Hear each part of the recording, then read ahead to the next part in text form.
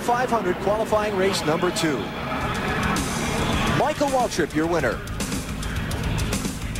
Remember Kevin Harvick, he'll start on the outside of the front row in Sunday's 500. How about Marcus finishing 7th in that race? Isn't that great? That is. Mike Skinner comes back from the spin to finish in the 10th position. Kenny Wallace, despite the front end damage, in. Stacy Compton took the tires, came back to get a transfer spot, and there it is. There's your cutoff. The rest of those drivers have to go back and try and figure out, are they in or are they out? We are also quickly going to work to try and tabulate that for you. We'll let you know who's in and who's out when we come back to Daytona.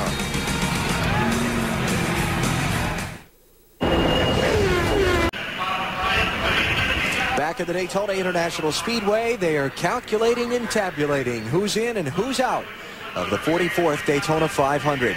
Remember, Jeremy Mayfield dropped back in that last lap. Here's why.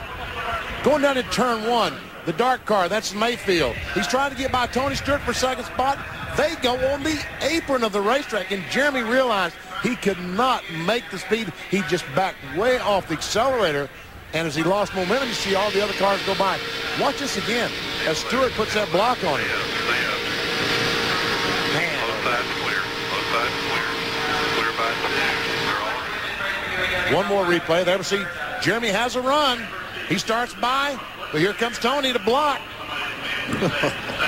Now, a couple things here. They are both below the out-of-bounds line, but neither advanced a position by going down below there. And that kind of blocking is what you're going to have with these kind of rules. I think the NASCAR are going to talk to those guys about the blocking. I think they've got to talk to all the drivers about the blocking. And Michael Waltrip didn't have to do any blocking, did he, Bill? He certainly didn't. Drove his way to victory lane, but watching his mirror along the way in a familiar sight. Very reminiscent of 1 year ago.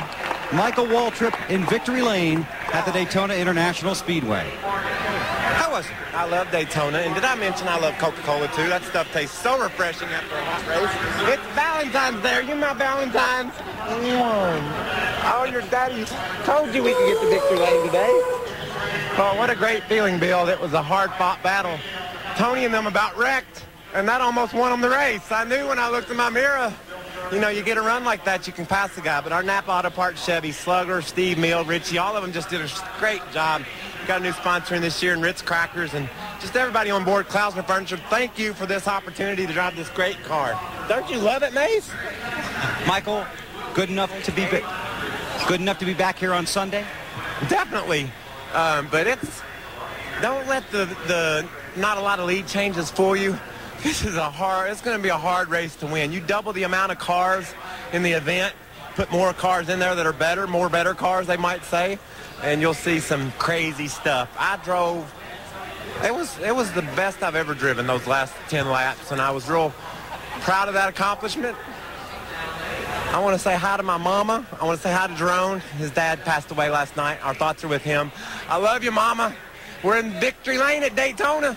DW's even here. Did you see him? DW's wandering around here somewhere. Imagine that. And you brought DEI back to victory lane, Mike. Well, this is an event that defined Dale Earnhardt. And believe me, I thought about that several times. Congratulations, and play some golf and aim at Wally's house again, would you? I will, but he's got guns. Too much artillery. Michael Waltrip had the artillery today back in victory lane. He starts in row 2 in the 44th running of the Daytona 500 here on Sunday. Matt? Well, Tony, last weekend you were first with a couple laps to go. Now you were second with a couple laps to go. First, obviously the place to be in the closing laps. Doesn't seem to hurt you, but it can be done. I mean, you can pass the leader if you get the right run, and we just didn't get the right run, and you know, we were just working hard to try to get that run, but I never quite got the run that I needed. And Michael has a real strong car, so I mean, he, you know, it was going to be hard to get by him. How much did that hurt you there when your teammate couldn't go with you and you fell back? That didn't surprise me any. Let's put it that way. As Tony Stewart, he won the Budweiser Shootout last Sunday, looking for his first Daytona 500 victory. Marty Snyder. Well, Matt, check out the damage on the back of Casey Atwood's car from the last restart, and he had to work his way up through the field with that damage, what he called a parachute, and you did it, Casey. You're in the Daytona 500. Take us through those last few laps. We were running really good. You know, we was in 8 or 9 car breakaway there, and the car was really strong. And then on that last restart, everybody bunched up and we got hit. And that quarter panel sticking out was just a parachute. We couldn't do anything after that, just hang on and do the best we could. So, you know, luckily we was able to get in the top 15 or 14 or whatever it was, and hopefully have a good run Sunday.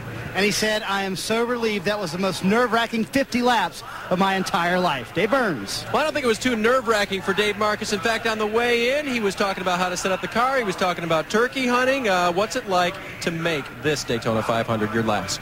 It's fantastic. I mean, for my people that work for me, all my fans, Richard Childress and all his guys' fabrication shop, engine department, Mr. Bill Jordan from Real Tree Outdoors, our sponsor, and my wife and the children, and Dwayne Lake, our PR guy. I mean, just everybody. It's fantastic. I'm just tickled to death, and I would like for this Daytona 500 to represent, on my behalf anyhow, the best I can do, my late friend Dale Earnhardt.